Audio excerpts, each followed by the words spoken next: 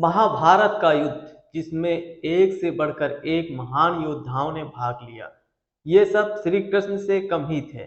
लेकिन क्या आप जानते हैं कि महाभारत में एक ऐसा महान योद्धा था जिससे भगवान श्री कृष्ण भी डरते थे कि कहीं अगर उसने युद्ध में भाग लिया तो पांडवों की हार भी निश्चित थी। तो आइए जानते हैं कौन था वो महान योद्धा जिससे स्वयं भगवान श्री कृष्ण भी डरते थे।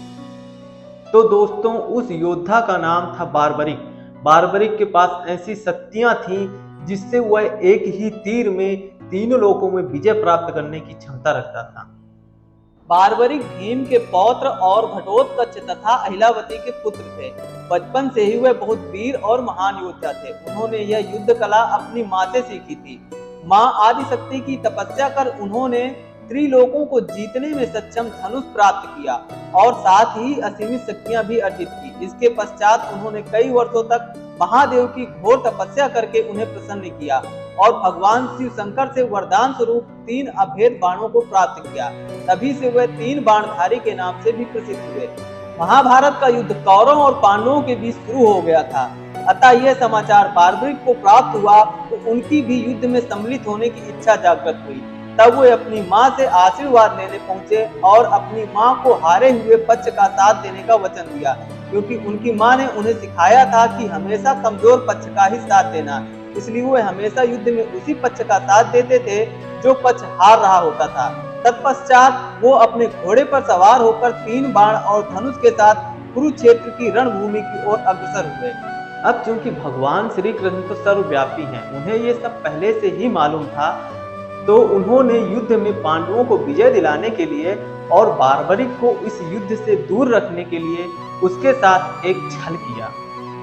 तब भगवान श्री कृष्ण ने ब्राह्मण वेश धारण कर बार्बरिक से परिचित होने के लिए उन्हें रोका और यह जानकर उनकी हंसी भी उड़ाई कि वह मात्र 3 बाण से युद्ध में सम्मिलित होने आया है। ऐसा सुनने पर बार्बरिक ने उत्तर दिया कि मात्र 1 बाण शत्रु को परास्त करने के लिए पर्याप्त है और ऐसा करने के बाद वह बाण वापस तरकस में ही आ जाएगा। यदि तीनों बाणों को उपयोग में लाया गया तो तीनों लोगों में हाहाकार मच जाएगा। इस पर श्री कृष्ण ने उन्हें चुनौती दी कि इस पीपल के पेड़ के सभी पत्रों को छेद कर दिखाओ। बार्बरिक ने चुनौती स्वीकार की और अपने तुड़ीर से एक बाण निकाला और ईश्वर को स्मरण करके बाण पेड़ के पत्तों की ओर चलाया।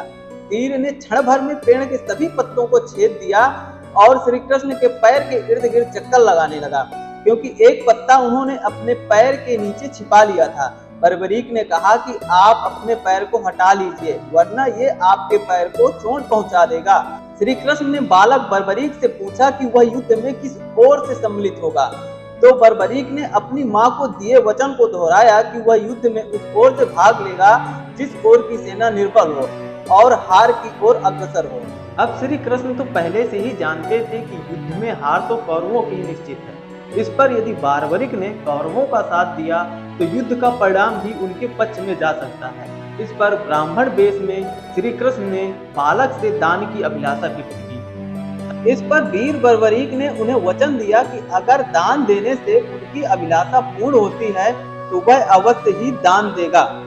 श्री कृष्ण ने उनसे शीश का दान मांगा। बालक बार्बरिक क्षण भर के लिए चकरा गया, परंतु उसने अपने वचन की दृढ़ता जताई।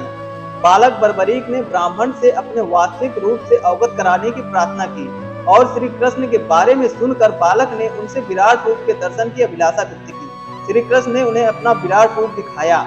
उन्होंने बार्बरिक को समझाया कि युद्ध आरंभ होने से पहले युद्ध भूमि की पूजा के लिए एक वीरवर क्षत्रिय के शीश के दान की आवश्यकता होती है। उन्होंने बार्बरिक को युद्ध में सबसे वीर की उपाधि से अलंकृत किया, अतएव उनका शीश दान में मांगा। बार्बरिक ने उनसे प्रार्थना की कि वह अंत तक युद्ध देखना चाहता है। श्री कृष्ण ने उनकी यह बात स्वीकार की और उनका सिर युद्ध भूमि के समीप ही एक पहाड़ी पर सुशोभित किया गया, जहां से बार्बरिक ने संपूर्ण युद्ध का जायजा लिया। अब युद्ध समाप्ति के बाद सभी पांडवों में आपस में बहस होने लगी कि युद्ध की विजय का श्रेय किसको जाता है। इस पर श्री कृष्ण ने उन्हें सुझाव दिया कि बार्बरिक का शीश संपूर्ण युद्ध का साक्षी है, अतः उससे बेहतर ये बात भला कौन बता सकता है। तब सभी सहमत होकर श्री कृष्ण के साथ बार्बरिक के शीश के पास पहुंचे और उससे पूछा कि युद्ध में किसका पराक्रम सबसे अधिक लगा। तब उसने उत्तर दिया कि उसने पूरे युद्ध में सिर्फ कृष्ण को देखा। कृष्ण ही सर्वोपरि हैं, क्योंकि युद्ध में कृष्ण ही मार रहे थे और कृष्ण ही मर रहे थे।